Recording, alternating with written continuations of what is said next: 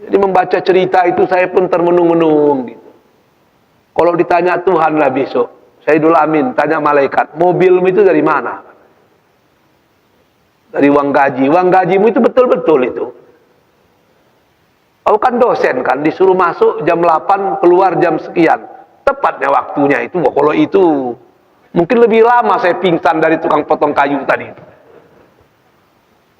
Begitulah beratnya pertanyaan di kubur. Walaupun itu cerita Israeliat, tapi ada nilai-nilai moralnya.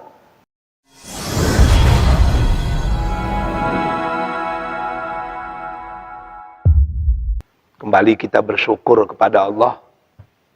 Subuh ini Allah masih memberi kita nikmat hidup. Semoga sisa-sisa hidup yang masih kita miliki akan semakin mendekatkan kita kepadanya. Selawat beriring salam kita pintakan kepada Allah agar senantiasa dicurahkan kepada Rasulullah Muhammad sallallahu alaihi wasallam. Hari ini kita berada di bulan Zulhijjah. Siapa yang ingin berpuasa dari tanggal 1 kemarin, silahkan. Berdasarkan keumuman hadis bahwa pada 10 hari bulan Zulhijjah itu Rasul biasanya meningkatkan amal dan ibadahnya. Baik bersedekah, sholat sunat, dan diantaranya juga berpuasa. Walaupun ada yang menyatakan walayalin asyr itu bukan 10 hari di awal bulan Zulhijjah, tapi 10 hari di awal bulan Ramadan. Ada yang bilang begitu. Ada yang bilang 10 malam terakhir Ramadan. Berikhtilaf ulama. Tapi bagi bapak-bapak yang berpendapat sesuai dengan ulama yang menyatakan walayalin asyr itu adalah 10 hari awal bulan Zulhijjah, silahkan. Ada pendapat yang menyatakan begitu. Mau boleh puasa boleh, ya. Banyak bersedekah boleh, berbanyak sholat sunat silahkan. Yang tidak boleh tinggal adalah berpuasa pada hari Arafah. Nah, itu jangan sampai tinggal. Sekurang-kurangnya 2, hari Arafah dan hari Tarwiyah. Hari Tarwiyah 8 ya, hari Arafah 9. Itu usahakan. Kalaupun tidak bisa hari Tarwiyah, semati-mati angin. Ngerti arti semati-mati angin ya? Kalau orang pesisir itu tahulah. Semati-mati angin ya, hari Arafah mesti berpuasa. Karena itu hadisnya jelas dan manfaatnya juga luar biasa. Jadi jangan pula kita bertengkar. Bagi yang 1 sampai 9 silakan. Berdasarkan keumuman hadis.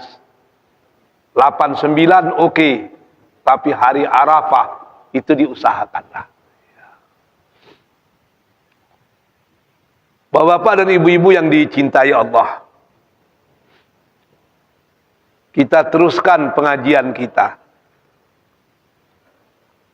Surah Al-Waqiah. A'udzubillahi minasyaitonirrajim. Bismillahirrahmanirrahim. Seperti yang sudah kita bicarakan, surah Al-Waqiah ini berbicara tentang hari kiamat. Sesuatu yang pasti terjadi. Kondisinya luar biasa. Idza rujjatil ardu rajja. Apabila diguncangkan. Rujjat fi'lul madi, al-ardu Ada yang menyatakan karena rujat itu majhul, maka al-ardu itu adalah naibul fa'il. Tapi raja itu artinya adalah maf'ul mutlak. Gunanya adalah menjelaskan sesuatu yang sangat betul-betul terjadi. Apabila digoncang bumi segoncang-goncangnya. Asalnya rujjah. Allah maf'ulun bih. Allah fa'il, al-arda maf'ulun bih. Tapi karena fi'lul majhul, maf'ulun bihnya dihilangkan. Maka maf'ulun bih menjadi naibul fa'il. Wa bussatil jibal bassa. Dan gunung dihancurkan sehancur-hancurnya. Fakanat haba'am mumbassa. Maka jadilah gunung-gunung itu debu yang berterbangan. Coba kita bayangkan gunung itu menjadi debu macam mana itu. Waktu saya masih muda-muda, walaupun sekarang tetap muda juga, pernah juga lah mendaki Gunung Merapi, mendaki Gunung Singgalang itu. Gunung Merapi itu semakin ke atas, semakin tidak ada pokok kayu itu. Batu-batu. Gitu. Lalu itu yang menjadi debu macam mana caranya. Wah. Kemarin teman saya ini, saudara saya orang Malalu ini cerita, dia tengok Galodo di Sumatera Barat itu ya, di tanah datar. Wah, ngeri. Itu belum jadi debu itu. Baru Galodo. Galodo itu satu peristiwa yang tidak bisa diterjemahkan ke dalam bahasa Indonesia. Kalau air, banjir. Kalau tanah, longsor. Kalau Galodo itu semua bercampur menjadi satu itu. Itu seperti teh telur di warungnya Farhat itu. Ada telur, ada gula, ada serai, macam-macam bercampur menjadi satu itu. Katanya untuk sehat. Mudah-mudahan betul itu. Jadi hancur itu gak bisa diceritakan itu. Kalau Galodo itu bercampur semua. Galodo itu hanya bagian yang sangat kecil daripada kiamat. Kalau kiamat dia tidak lagi batu, tidak lagi apa. Gunung itu saja sudah menjadi debu. Artinya kekuatannya melebihi bom nuklir itu. Jadi debu itu. Ini kaji kita sekarang. Wa kuntum azwajan salasah.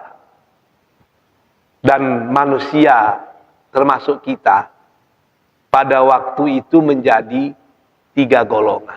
Nah, ini yang penting itu. Jadi kita menjadi 3 golongan.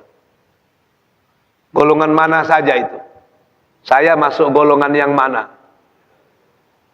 Bang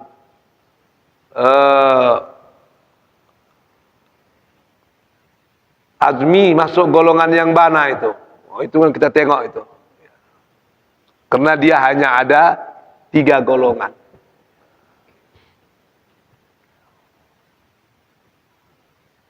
Yang pertama, fa ashabul maimanah.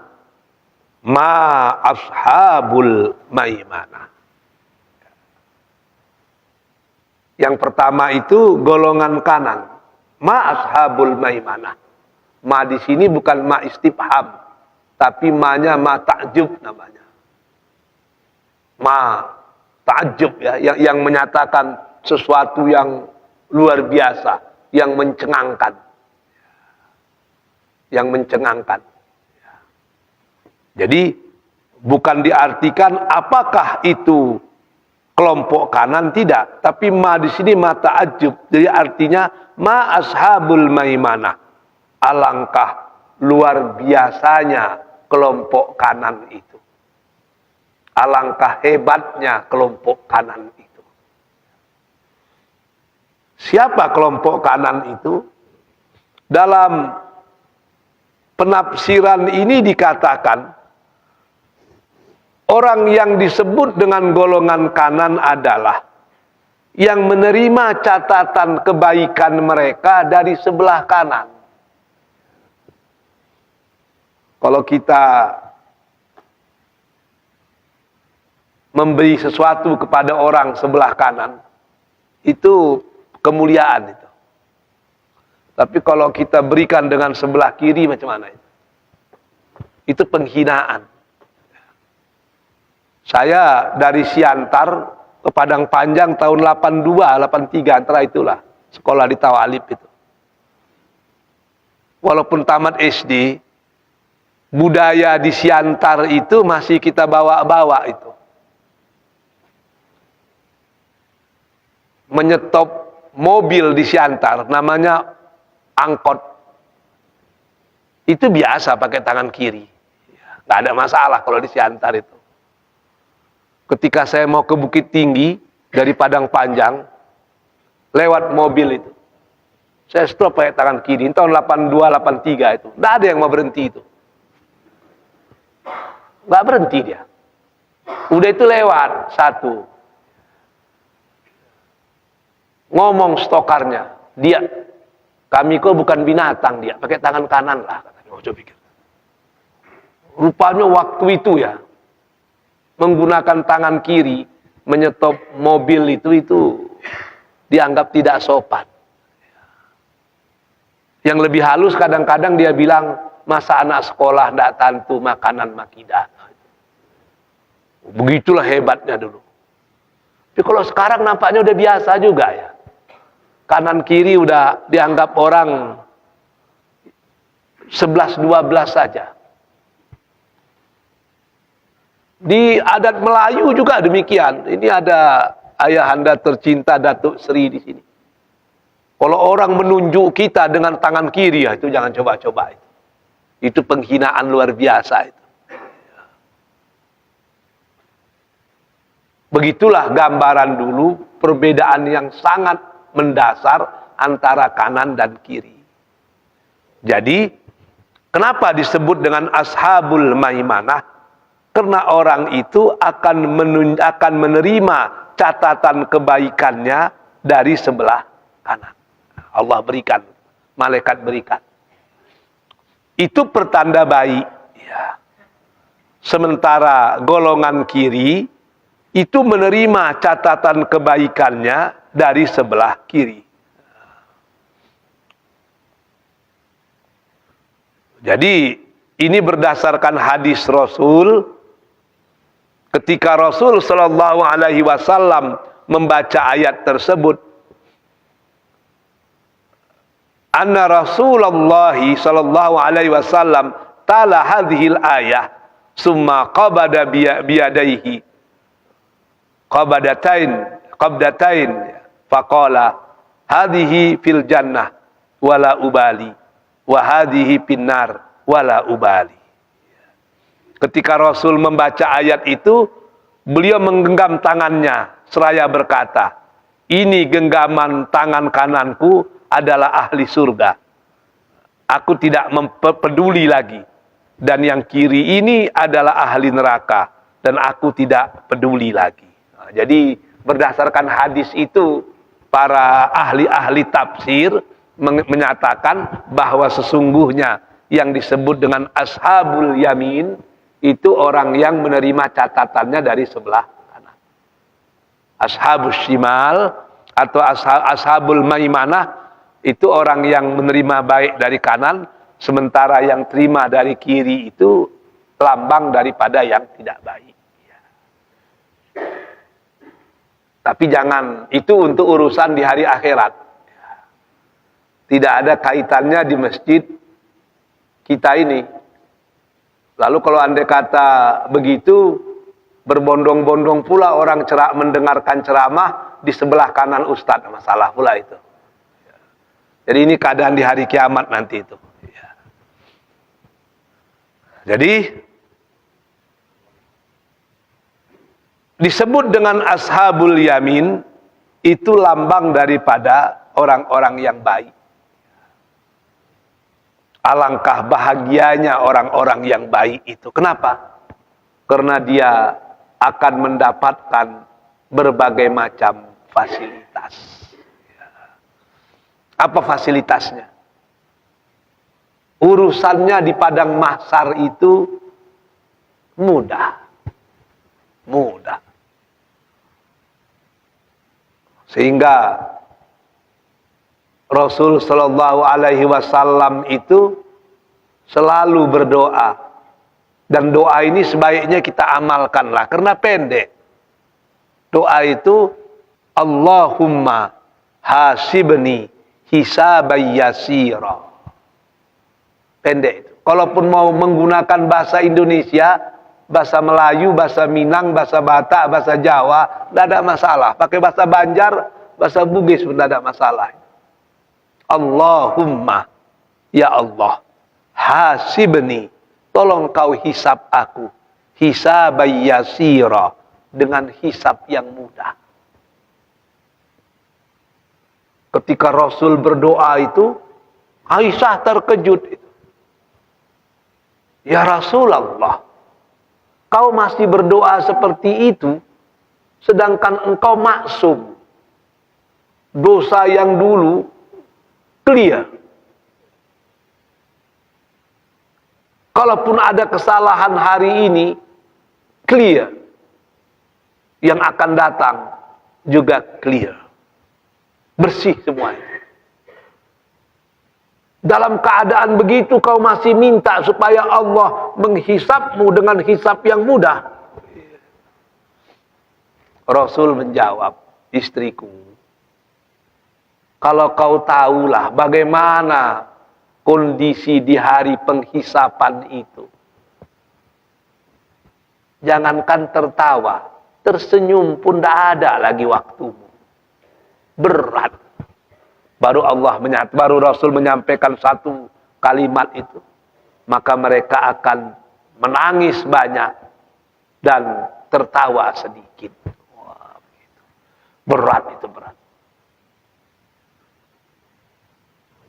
Kalau kita baca-baca buku lama-lama, ada cerita Israiliyat. Ini cerita ini. Jangan pula dibilang hadis atau apa, cerita. Tapi cerita ini ada bagusnya. Mengungkapkan bagaimana beratnya hidup di padang mahsyar itu. Seorang miskin kerjanya memotong kayu untuk dijual, buat kayu api itu dijual. Saya masih sempat itu melihat orang di Siantar itu kerjanya menjual kayu api. Di Siantar itu ada kebun coklat punya pemerintah, PTPN 7 tidak salah dulu itu. Ada getah punya masyarakat banyak itu. Punya pemerintah itu. Tapi masyarakat dibolehkan mengambil kayu-kayu yang apa itu, yang udah lapuk itu, yang jatuh itu. Diambilin, dikumpulkan, diikat-ikat, itu dijual itu. Karena waktu itu memang orang masak lebih sering pakai kayu api. Dan di restoran-restoran Minangkabau yang asli, itu tetap juga pakai kayu api itu. Karena memasak air, pakai kayu api itu, memang lain rasa airnya. Memasak nasi pakai kayu api, itu lain itu. Dibandingkan dengan gas, dengan kompor, itu lain. Ada kelebihan tersendiri lah. Jadi ada orang memang kerjanya itu mencari kayu api. Itu lambang kemiskinan dulu itu. Orang-orang susah, pergilah Pak siang itu ke kebun pemerintah punya kebun getah, kebun coklat, dikumpulkan kayu, dibawa keluar, dijual. Itu lambang kemiskinan dulu itu. Jadi dalam cerita itu dikatakan seorang tukang cari kayu api itu miskin sekali. Pada saat yang sama, raja meninggal dunia. Cuman raja itu berwasiat, kalau saya mati, kuburkanlah. Tapi tolong, ada yang menemani saya selama 3 hari dalam kubur. Sesudah itu timbunlah, berangkatlah. Meninggal raja tadi. Meninggal raja, everything is okay. Yang menjadi masalah adalah siapa yang akan menemani. Dia punya 4 istri, maka ditanya kepada istrinya yang 4 itu, siapa di antara kalian yang mau menemani raja selama 3 hari dalam kubur? Satu pun gak ada yang mau. Jadi bapak-bapak jangan terlampau percayalah dengan istri itu, gak kan ada itu. Gak ada itu. Jadi janji sehidup semati itu hanya sebelum mati. Kalau sudah mati pandai-pandai seorang lah. Gak ada sanggup pun. Istri tidak sanggup. Dulu bayoyo bana. Kini wah tidak sanggup. Ada yang mengeluh karena rematik, ada yang mengeluh asam urat macam-macam lah. Ditanya pula dengan anak yang banyak itu. Karena istri tidak ada yang mau, anak-anak siapa? Anak-anak pun tidak ada yang mau juga. Jadi kita pun dengan anak-anak jangan pula terlalu berharap. Tidak ada juga. Begitu banyak anak dari 4 istri, tidak ada satu pun yang mau itu. Kalau sehari bisalah, kalau 3 hari ya maaflah. Dikumpulkan pula cucu-cucu, tidak ada juga yang mau. Diumumkan, siapa yang bersedia menemankan mayat raja selama 3 hari dalam kubur, maka diberi hadiah 1, kalau bahasa kitanya apalah, tas kecil itu apa itu? Kalau bahasa kami dulu kambui. Kalau sekarang bahasa kambui apa? Katidiang. Nah, katidiang, kambui. Bahasa kita apa lagi itu kira-kira itu? Bahasa Melayunya apa itu? Hah? Ya tas kecil itu. Kalau biasa orang meninggal kita bawa beras apa? Ya, dalam berikhtilaf pula ulama saya tengoknya. Macam-macam itulah gitu kan. Uncang, uncang. Itu bahasa Melayunya uncang. Jadi siapa yang mau menemani raja selama 3 hari dalam kuburnya diberi emas 1 uncang, 1 ketidiang, 1 kambui. Ya, emas kecil. Nggak ada pula yang mau. Bahaya ini. Sebab ini amanah. Dengan tiba-tiba tukang potong kayu tadi, orang tua tadi, dek sari nyoidwi, susahnya hidup, sangsainya badan. Tengoknya pengumuman itu. Wah, ini luar biasa ini. Menemani raja 3 hari dalam kubur, dapat seuncang emas, sampai hari kiamat pun saya berusaha tidak akan dapat emas sebanyak itu. Saya orang miskin, cari pagi dapat siang, cari siang dapat sore, mana mungkin bisa seperti itu. Dia bilang, I strongly agree. Saya setuju. Oh, bersyukur orang semua, karena amanah tertunaikan. Dikuburlah dia bersama raja. Mayat raja di sebelah, dia duduk di sini. Belum ditanam secara sempurna. Konon kabarnya, karena ini karena ini cerita Israeliat, kadang-kadang di luar nalar.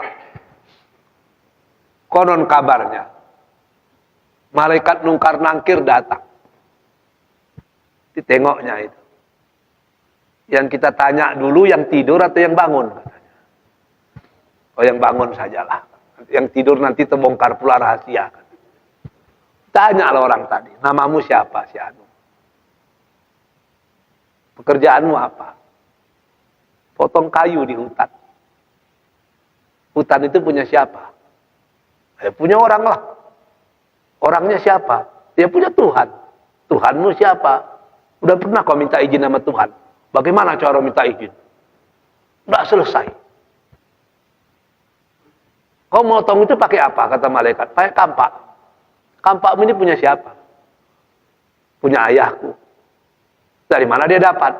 Nggak tahu aku. Kalau nggak tahu, kenapa kau pakai? Mau sampai apa? 2 jam ditanya, pingsan dia. Nggak terjawab, dia pingsan. 3 hari baru dibongkar orang kuburan itu balik. Dia pun masih pingsan itu. Mungkin saking buntunya otak itu, nggak tahu lagi, ditarik dia. Udah selesai tugasmu 3 hari, ya. Keluarkan, ditutuplah kuburan tadi. Waktu mau dikasih uncang emas tadi, dia menolak. Mana kampakku? Tunggu, kampak itu bisa dibeli. Yang sekarang uncang emas ini enggak kampakku yang penting, kampak. Emas ini bawalah balik. Kenapa? Kampak ini yang 100% milikku, enggak bisa ku pertanggungjawabkan dalam kubur. Apalagi emas itu. Entah dari mana kalian dapat emas itu, enggak tahu, aku ambillah emas itu sama kalian lagi. Jadi membaca cerita itu saya pun termenung-menung gitu. Kalau ditanya Tuhan lah besok, Sayyidul Amin tanya malaikat, mobilmu itu dari mana? Dari uang gaji. Uang gajimu itu betul-betul itu. Aku kan dosen kan, disuruh masuk jam 8, keluar jam sekian. Tepatnya waktunya itu. Kalau itu mungkin lebih lama saya pingsan dari tukang potong kayu tadi. Begitulah beratnya pertanyaan di kubur. Walaupun itu cerita Israeliat, tapi ada nilai-nilai moralnya. Bahwasanya pertanyaan di akhirat itu sangat detail. Makanya Rasul berdoa, Allahumma hasibni hisaban yasira. Ya Allah, tolonglah kau hisab aku dengan hisab yang mudah. Sama kita keluar negeri. Begitu kita masuk ke luar negeri, ke negara orang, dibukanya paspor kita. Tengoknya muka kita. Langsung dicopnya teks, welcome to Singapore. Tenang hati. Lama dirasut, tanang dikiro-kiro. Ada kawan saya Yuslim, setiap masuk Singapura pasti sangkut. Hampir 2 jam saya nunggu di luar itu. Saya bilang, saya dulu pernah sangkut juga. Tapi tahun 92, saya bilang, mula-mula saya ke Singapura itu. Sangkutnya 90-95, saya bilang. Gara-gara mau pergi ke Jakarta, cari tiket pesawat murah. Yang paling murah, British Air. Karena dia dari Inggris ke Kuala Lumpur kosong itu. Penuh, sampai Kuala Lumpur kosong itu. Hanya beberapa orang yang tinggal melanjutkan ke Jakarta. Hanya trayeknya saja. Jadi pesawat yang begitu besar, waktu itu paling 50 orang aja isinya. Kami 13. Saya ditangkap. Ditanya, enggak ada pula. Disuruh duduk aja di ruangan. Tapi 2 jam, kan gelisah kita. Capek tengok-tengoknya, balikannya. Ditanya kenapa? Enggak mau dia jawab itu. Dia kata, ini merupakan standar operasional gitulah. Kawan saya Muslim itu begitu juga. Tiap masuk Singapura ketangkap, tiap masuk Singapura ketangkap. Rupanya kena namanya cuman 1 kalimat, Yuslim. Seharusnya harus 2 gitu. Yuslim bin apa begitu kan? Misalnya Ucok pemuda Pancasila, itu nggak ada masalah. Itu kalau Ucok saja bermasalah itu. Jadi gemetar kita ketika dipanggil itu, gemetar itu. Apalah masalahnya itu. Demikian jugalah di akhirat. Ketika ayahanda Datuk Sri Marjohan masuk ke akhirat, diterimanya lah catatan dari sebelah kanan. Lalu malaikat bilang, welcome to paradise. Oh itu enak itu. Enak itu. Tapi kalau tulang matondang ketika diberikan itu, tengok malaikat kan, wait a moment please. Wah itu masalah itu. Berarti ada something wrong itu. Itu bahaya itu. Jadi beratlah. Datang yang lain pula ketika ditengok, tulang simbolon ditengok kan, oke. You are in the wrong place, katanya. Salah tempat Anda, bukan sebelah kanan, tapi sebelah kiri. Oh, itu masalah lagi. Itu masalah pula kita dibuatnya itu. Jadi, menentukan tempat kita di sana besok, di sini. Berdoalah kepada Allah. Allahumma hasibni hisabai yasira. Tuhan, tolong kau hisab aku dengan hisab yang mudah. Ya. Makanya ada orang yang tidak merasakan padang mahsyar.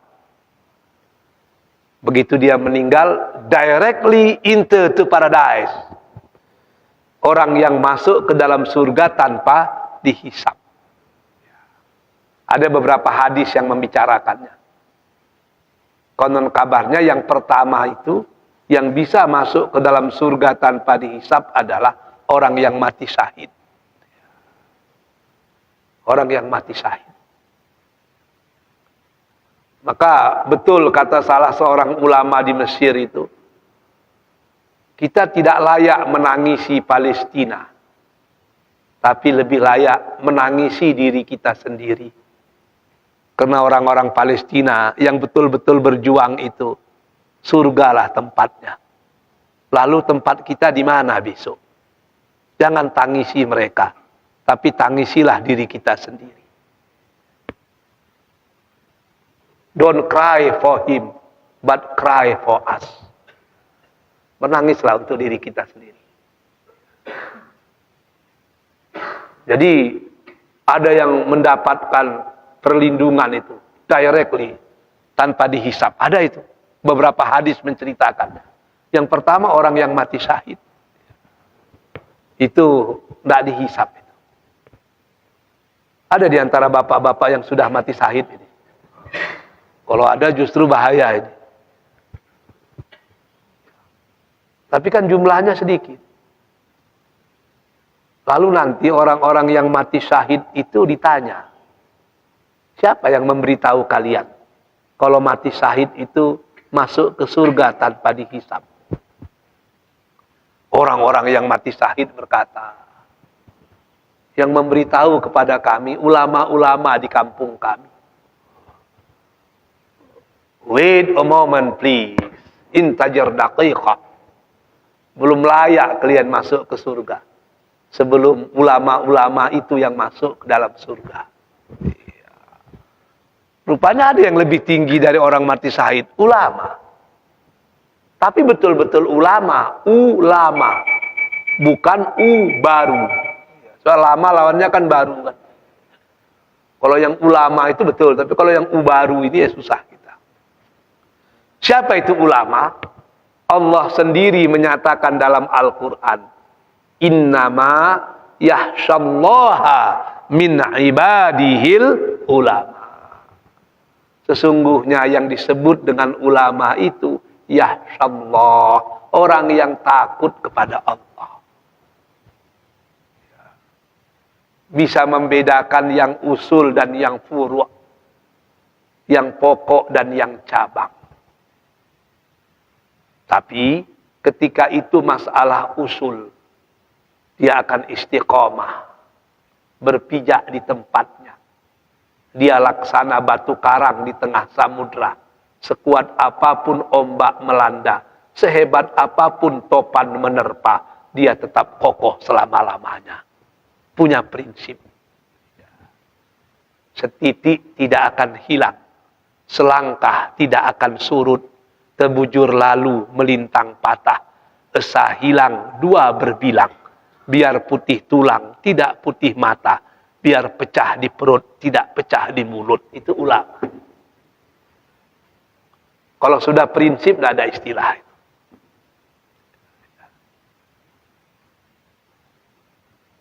Makanya, kita kagumlah dengan ayahnya Hamka itu. Syekh Dr.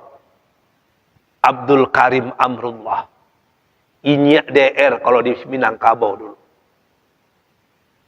Ketika pertemuan ulama se-Jawa. Kebetulan dia sedang di Jawa. Karena dibuang oleh Belanda dari kampungnya Maninjau ke Sukabumi.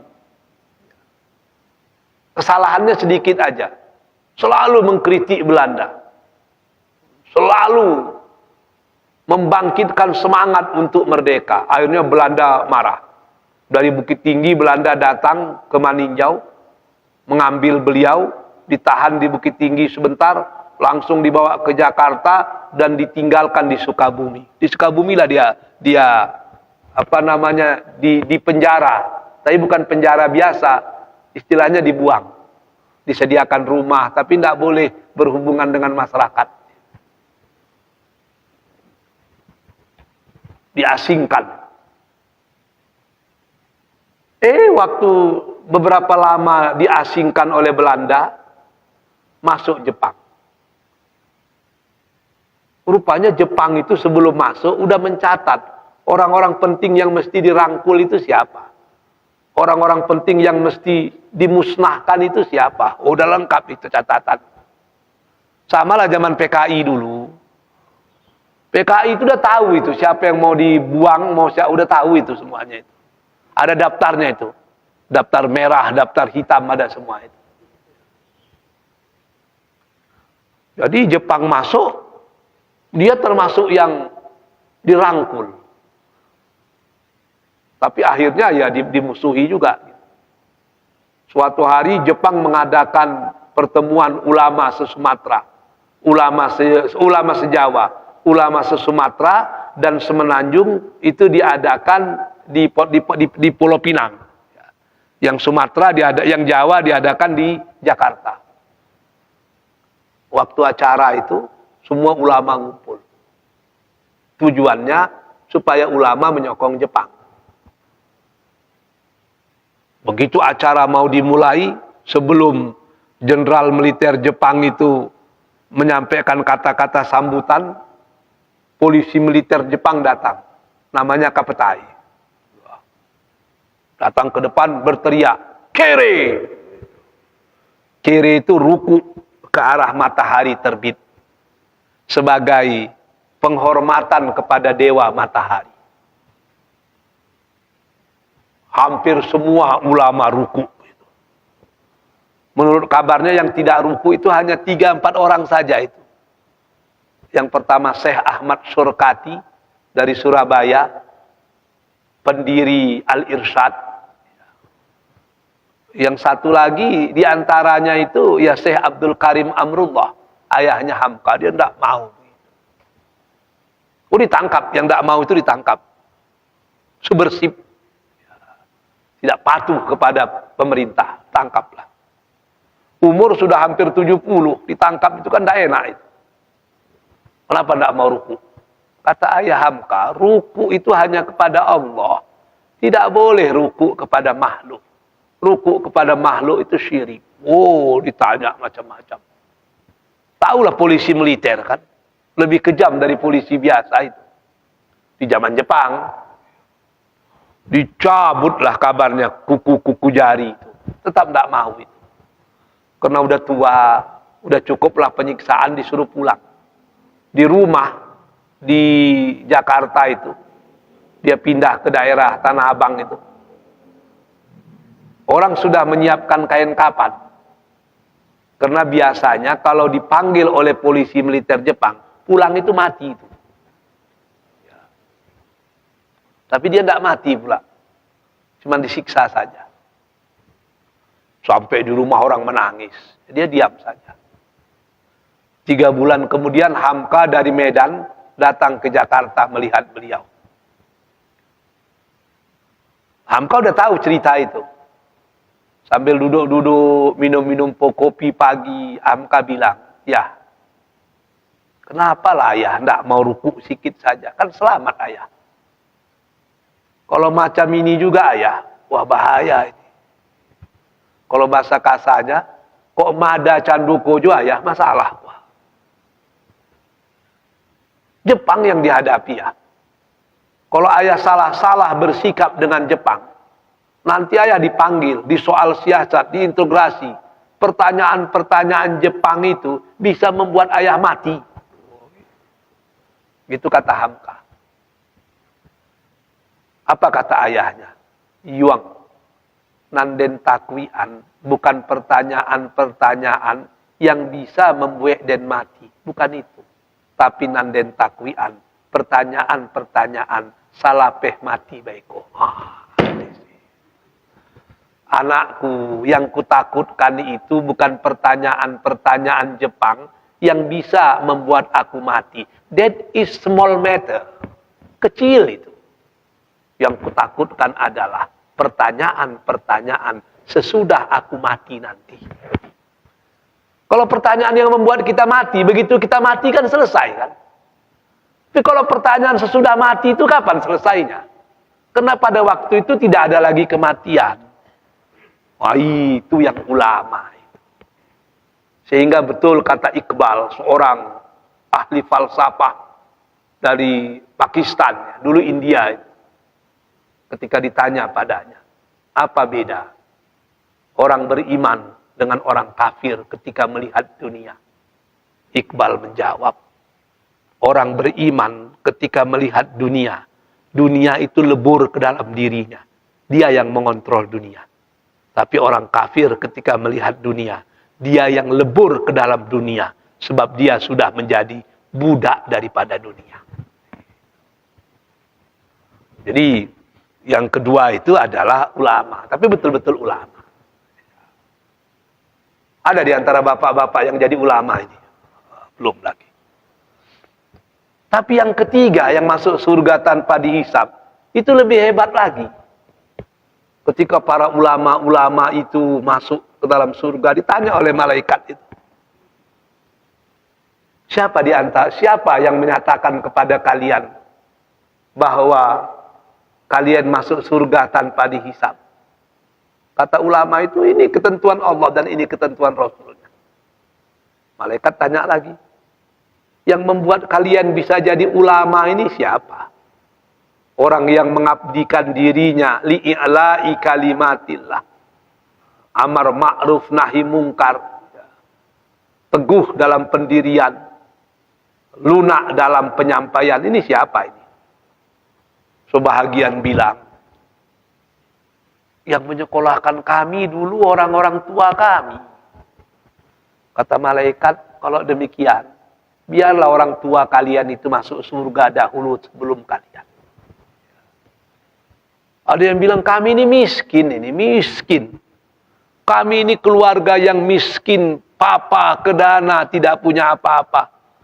Lalu orang-orang kampung kami, sanak keluarga kami bergotong royong untuk menyekolahkan kami, membantu kami, sehingga kami bisa menjadi ulama. Apa kata malaikat?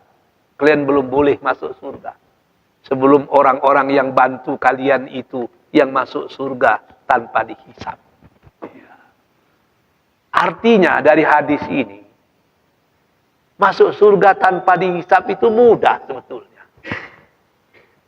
Kalau bapak-bapak tidak sanggup mati syahid, didiklah anak dan kemenakan kita untuk menjadi ulama.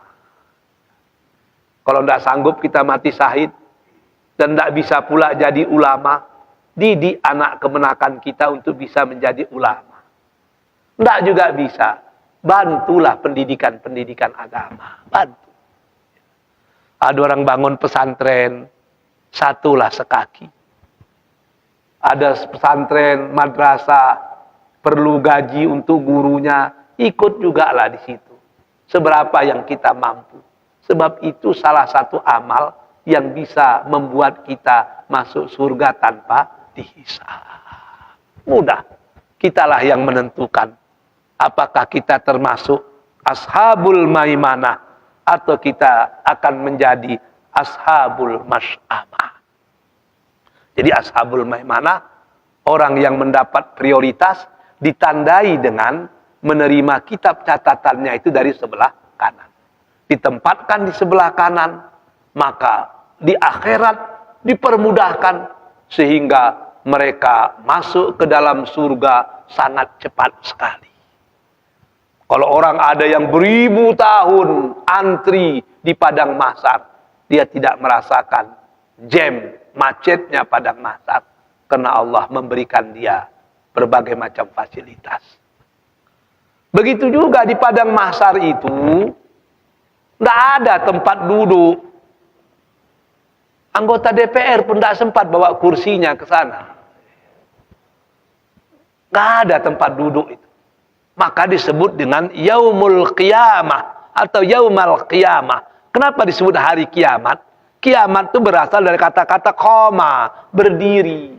Maka kiamah itu artinya berdiri berkepanjangan. Nggak ada tempat duduk di situ. Berdiri semua. Telanjang bulat semua. Sehingga ketika Rasul bilang orang di padang mahsyar berdiri telanjang bulat, Aisyah tersipu-sipu malu. Ya Rasulullah, mereka telanjang, tidak malu. Kata Rasul, jangankan malu, berpikir tentang malu aja tidak ada lagi waktu. Gitulah. Berpikir tentang rasa malu, tidak ada waktu lagi. Jangankan malu, berpikir untuk itu aja tidak ada. Begitulah beratnya di padang mahsyar. Tidak ada yang melindungi. Tapi Islam itu agama solusi. Allah menyatakan melalui hadis Rasul, sab'atu yazulluhumullah fi zilli yauma la zilla illa zilluh.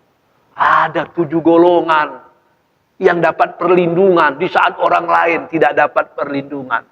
Di antaranya imamun adilun. Oh, pemimpin yang adil. Siapa lagi?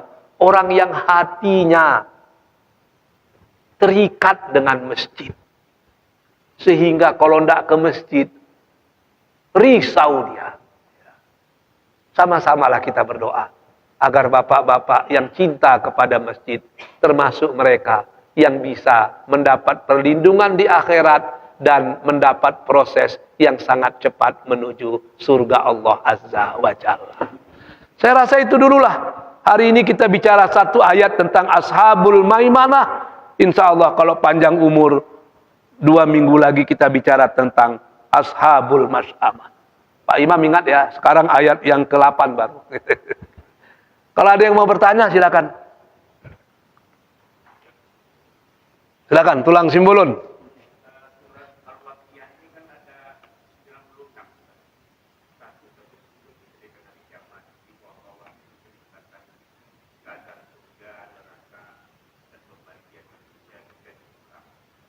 Tapi orang juga tahu, semua tahu mengatakan Al-Waqiah ini surat pembuka rezeki.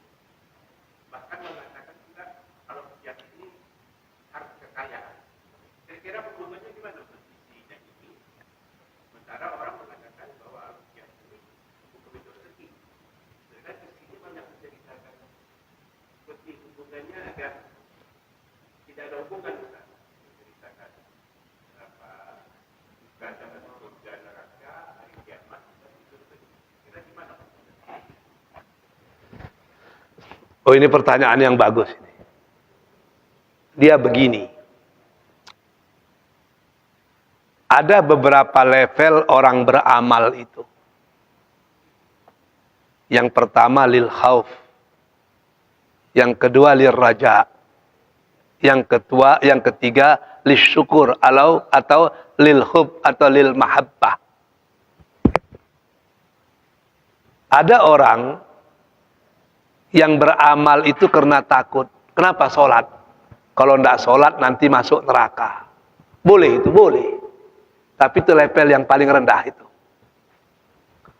Ada orang yang beramal lil raja. Kenapa? Sholat.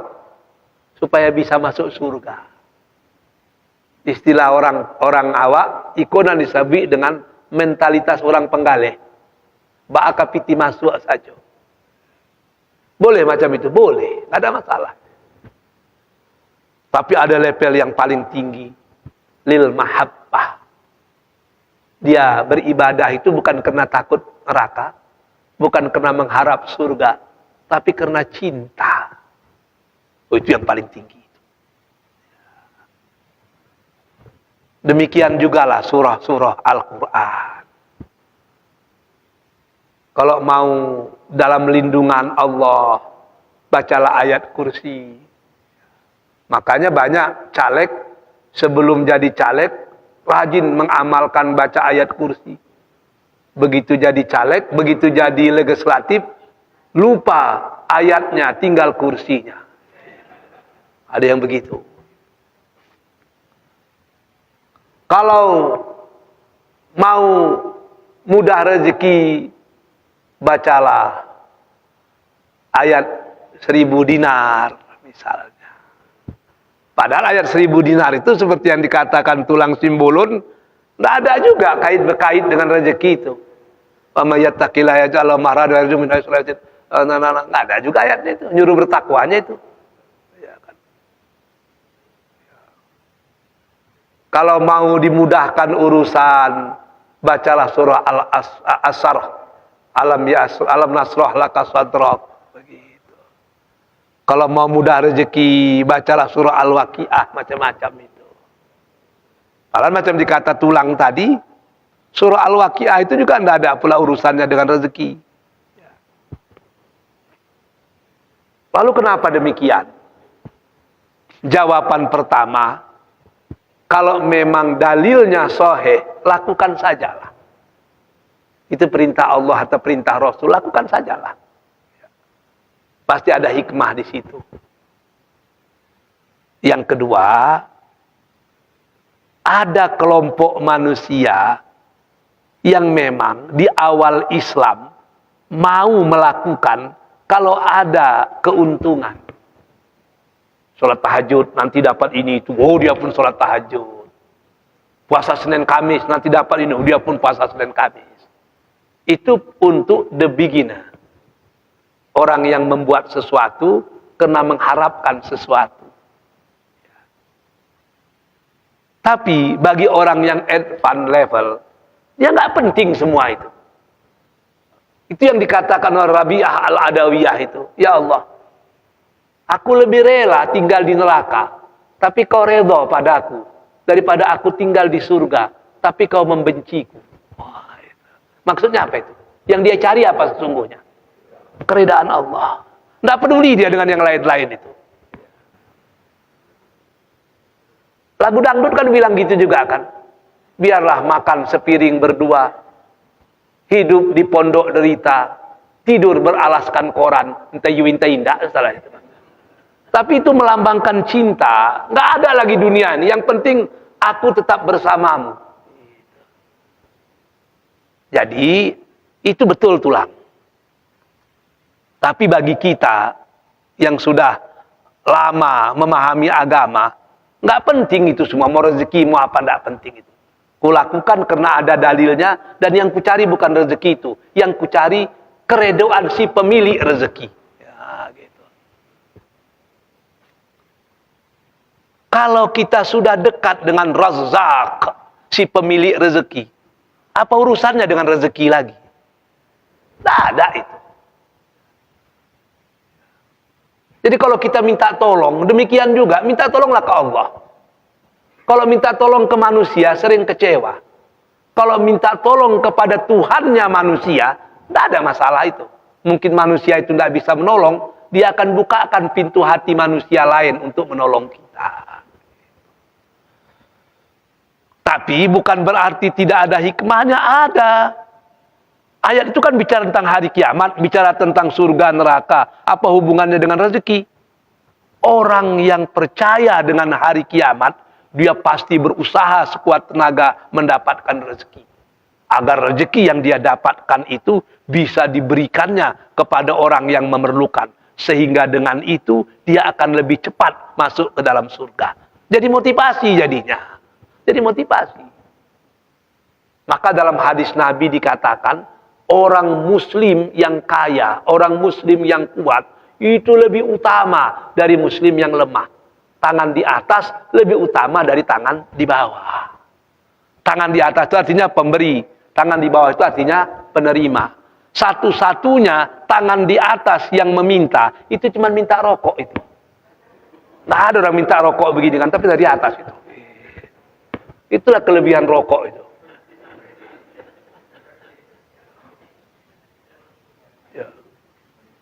Kita tidak berani minum teh telur dalam WC.